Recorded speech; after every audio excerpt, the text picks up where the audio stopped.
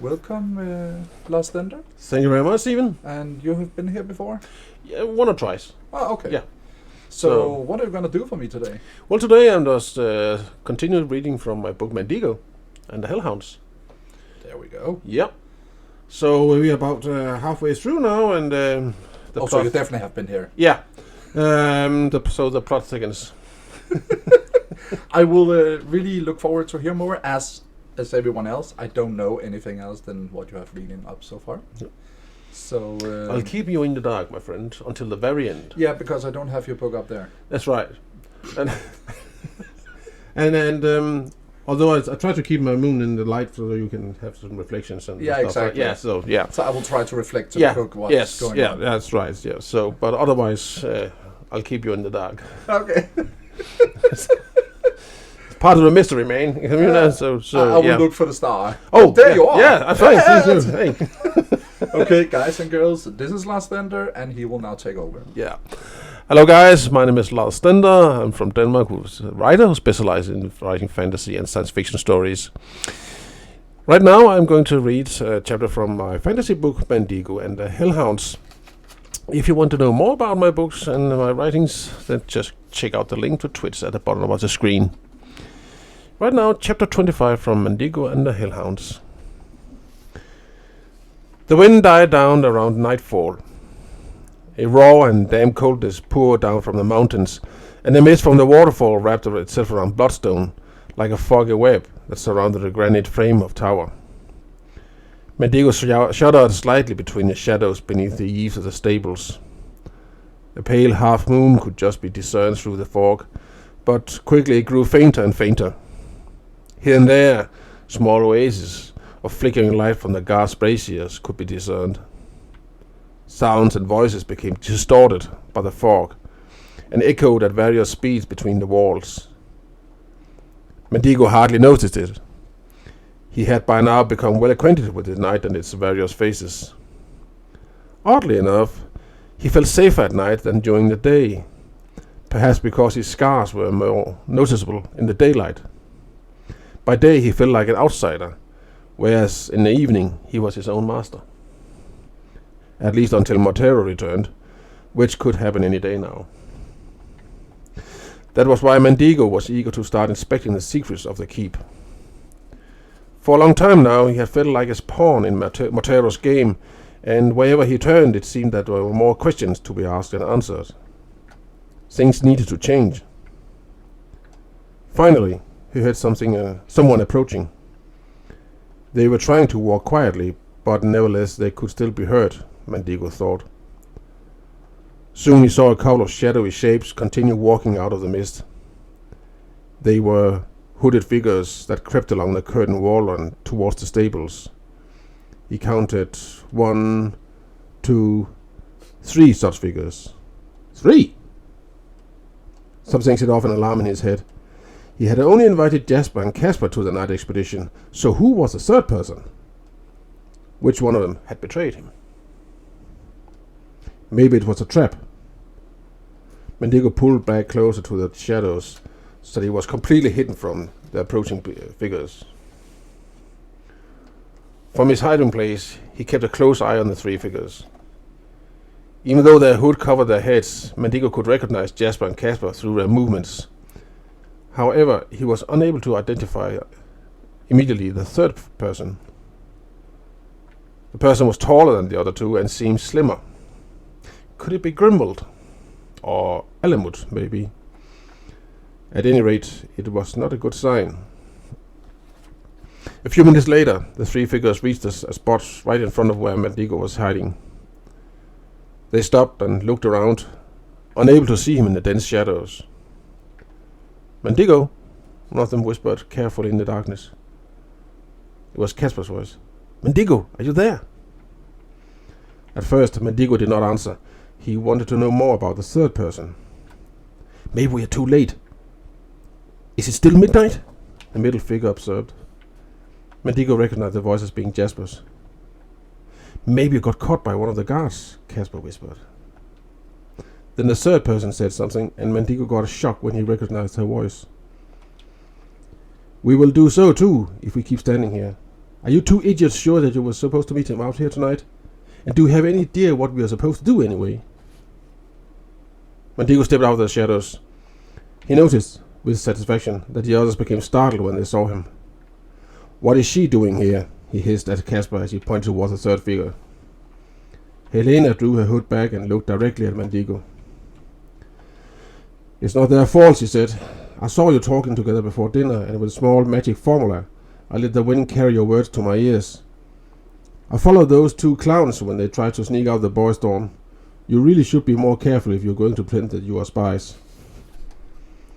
It's true, Mandigo, Jasper admitted sheepishly. She was waiting for us just outside the door. She said you were true to take us with you. She said we were her to take her with us tonight, or she told Montero anything. Mandigo squinted his eyes in the shadow of his hood. Do you know where we need to go? He asked Helena. You should explore the casemates below the keep, she said. Mandigo sighed annoyingly. The whole plan had now been shut down. He didn't trust Helena. In his opinion, she was just as suspicious and unpleasant as her brother, Grimald. He waved dismissively with his hand. Forget it, he grunted. We're not going anywhere now. To his surprise, Helena stepped forward and took a firm hold of his arm. Look, you're not the only one looking for answers, she whispered anxiously. Mandigo sensed something else through Helena's touch. Something he hadn't expected from her. Fear. Are you afraid? He queried softly. He heard Helena breathe through her nose as she tightened her grip on his arm. Watch out, she snarled. But then she seemed to calm down a bit, and her voice suddenly turned soft in a strange way. I guess you think that we don't notice you anymore, because you no longer come to class. We've seen you practice with that armorer, and we've noticed you running up to the parapets and down to the casemates. Her voice died away. Her closeness and her touch made Mandigo's own body quiver and grow warm like a flaming bonfire. Her scent struck his nostrils and made him grow somewhat dizzy. His body responded in ways he had never experienced before, and he stepped back, shaken by his own reaction. But Helena followed him. Listen, I notice things. I can figure them out for myself, she insisted. Montero has set off on some expedition, and all initiates have gone too, just like the dogs. That's the way it is every time, and it's no coincidence. The initiates are dogs, and vice versa. Once they're inside the curtain wall of the fortress, they're human. But as soon as they step outside or are called upon by Montero, they are transformed into a pack of big black dogs. Montero has said that Grimman and I will be promoted to initiates by the end of next semester. When that happens, I won't be able to leave the fortress as me. I'll be a dog, subject to Montero's will, and the magic that will be used is centralized in the crypt of the keep. I want to familiarize myself with that magic, you see. I want to know exactly what's in store for me. There might be a way out. Mandigo could not clearly see Helena's face in the darkness, but he could hear fear in her voice, which had suddenly turned into staccato, and he could sense how hard her heart was beating in her chest. It was such a strong experience for him that he couldn't hold back a very loud gasp, partially due to pain and partially due to surprise. Mandigo, haven't you heard a word of what I said? You're not the only one who feels like a prisoner here. Mandigo closed his eyes tightly and fought hard to regain his composure. He felt most like tearing himself away and bolting up to the parapet to get as far away as possible from this girl while he still had the chance. But her fear was real, he could sense that, and she was asking for his help. Him, Mandigo, he who lived like an outsider in the fortress, while she belonged to Montero's inner circle and the other wizards and witches. And she was right. He did feel like a prisoner, and only by gaining knowledge in forbidden places would he perhaps be able to find the key to his freedom. Okay, he whispered. Let's go then. Let's go down to the crypt. Damn. End of chapter. Wait a second. I had a question about those three shades. Mm-hmm. That got me curious. And then now we have the sister of the one that hates him. Yeah. So in some way, she maybe sees him as an ally because he maybe have a bad connection to her brother, which will make sense why she goes there. And as he has experimented him going out of the normal order, Yeah. She thinks he can maybe be helpful for her cause as well. Yeah. Again, question in my head. So I am listening, even as I'm showing the game to everyone else. Yep. You can cuddle with my cat, as you can see. She's up here, yeah. Everyone that's Freya, she wants to be a part of everything right now. So, yeah, there we are. And then again, we have his two friends that's been there for Casper him. and Jasper, yes. Yeah.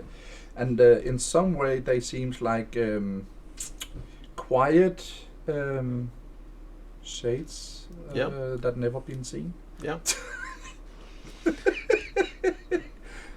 A good goofy. She calls them clowns. Yeah. And they are, from the older students' point of view, a couple of clowns. So that's why he likes them. That's why he likes them. That's why they like him. Yeah. Because in many ways they are similar. Really? I don't see him as a clown, but he seems like open to friendly faces. Yeah. I will say that's more that. Yeah. So everyone, we are going to the next chapter soon. So we're gonna cut it here, and I will see you in the next episode.